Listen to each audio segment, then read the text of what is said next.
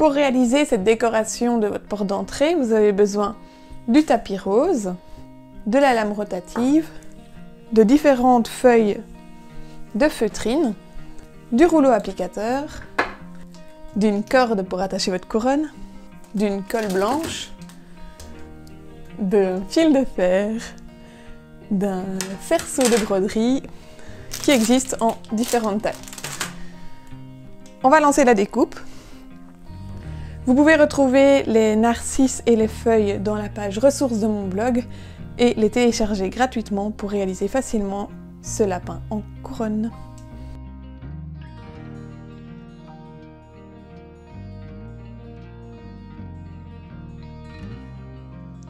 Une fois que vous avez importé les deux fichiers depuis l'onglet ressources de mon blog, vous cliquez sur créer et vous pouvez redimensionner les feuilles pour que ce soit les feuilles A4 de feutrine afin de faciliter la découpe. On clique sur continuer et on va choisir le matériau. Alors il existe différents matériaux de feutrine. Je vous conseille vraiment de les tester tous en faisant juste une étoile à découper. Pour la feutrine jaune que je vais découper, je vais prendre celle-ci, feutrine contre-collée. Je clique sur terminer et dans modifier les outils, je vais prendre la lame rotative, comme ça il y aura plus de pression. Je vais charger le tapis et lancer la découpe. Donc maintenant je vais appliquer la feutrine sur le tapis rose en veillant bien à suivre le grillage du tapis. Il faut vraiment essayer de ne pas étirer la feutrine pendant que vous l'encollez au tapis. Et ensuite, pour être certain que ça coupe bien, je roule avec le rouleau applicateur. C'est pas grave ici si ça dépasse un peu. C'est une façon d'économiser aussi de la feutrine. J'insère le tapis dans la machine. Et je peux lancer la découpe.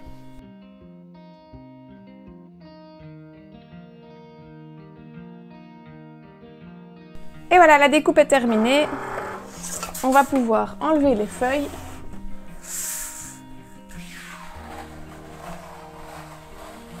Hop. Alors, si vous faites plusieurs feuilles, comme moi j'ai fait, placez les fleurs à d'autres endroits afin de ne pas abîmer le tapis par des découpes successives au même endroit.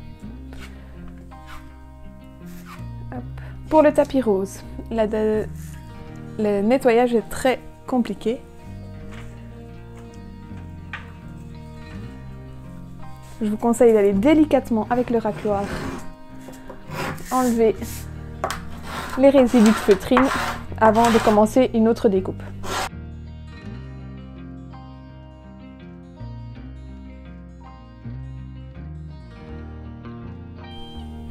Une fois les parties des narcisses découpées, vous pouvez encoller la partie centrale avec la colle blanche sur la fleur. Et vous procédez de même pour toutes les fleurs.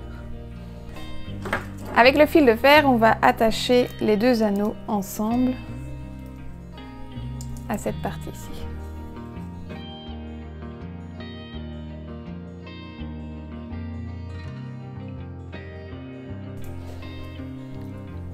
Et on coupe avec la pince coupante. Bon, pour que notre lapin soit un lapin, il manque quand même un petit peu quelque chose. Ce sont ses oreilles qu'on va former avec les fils de fer, ici, sur sa tête.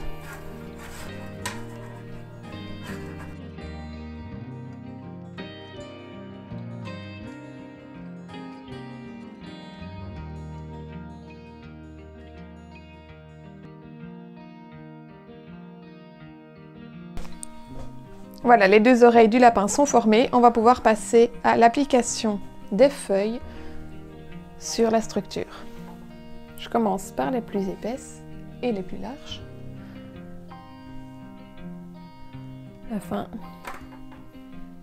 de former le tout. Je vous conseille de les poser avant de les coller pour voir exactement comment vous voulez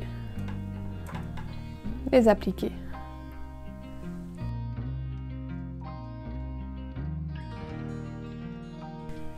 Je vais maintenant coller les feuilles sur la base en bois et je commence par le centre ici pour vraiment cacher les fils de fer.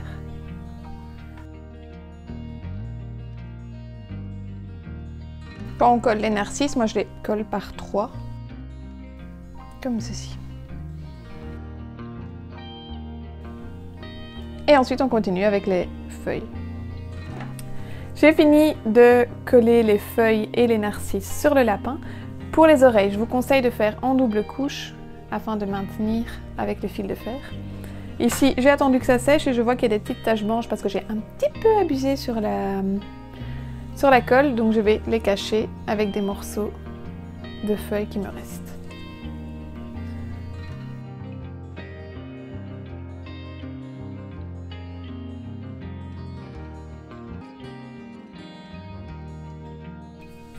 Et voilà, on va pouvoir l'accrocher à la porte.